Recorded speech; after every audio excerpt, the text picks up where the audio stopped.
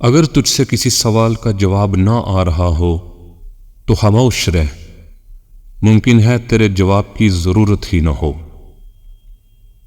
مجذوب کی کیفیت جہل نہیں، علم ہے۔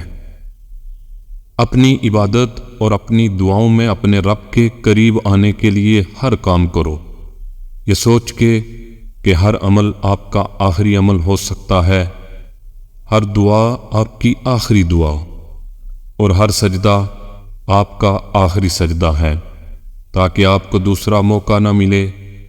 اگر آپ یہ کرتے ہیں تو یہ مخلص اور سچا بننے کے لیے اچھا ہوگا۔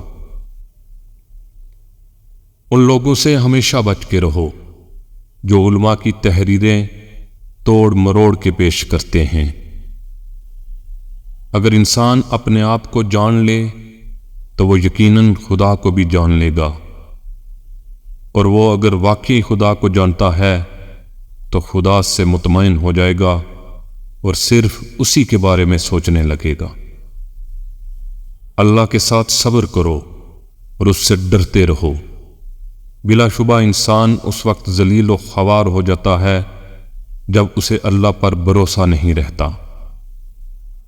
پوشیدہ دنیا کی چیزیں مجھے حقیقی زندگی سے زیادہ اپنی طرف راغب کرتی ہیں۔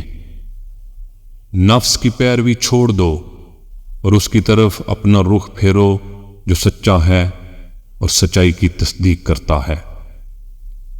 اپنے آپ کو جانیں کہ آپ کون ہیں، آپ کی شناخت کیا ہے۔ اچھی طرح غور کریں کہ آپ کیا ہیں۔ جو اپنے آپ کو جان لیتا ہے وہ خدا کو جان لیتا ہے۔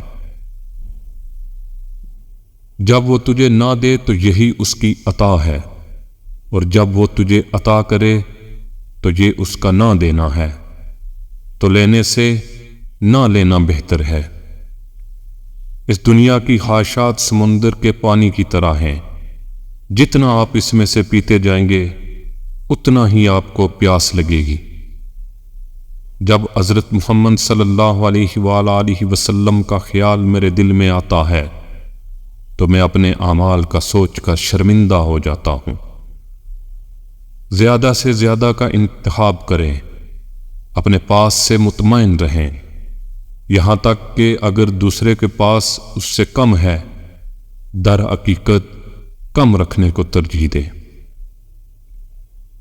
جس میں یہ ایک چیز دیکھو سمجھ جاؤ وہ تم سے سچی محبت کرتا ہے۔ اگر وہ تم سے محبت صرف تمہارے لیے کرتا ہے تو سمجھ جاؤ وہ تم سے سچی محبت کرتا ہے۔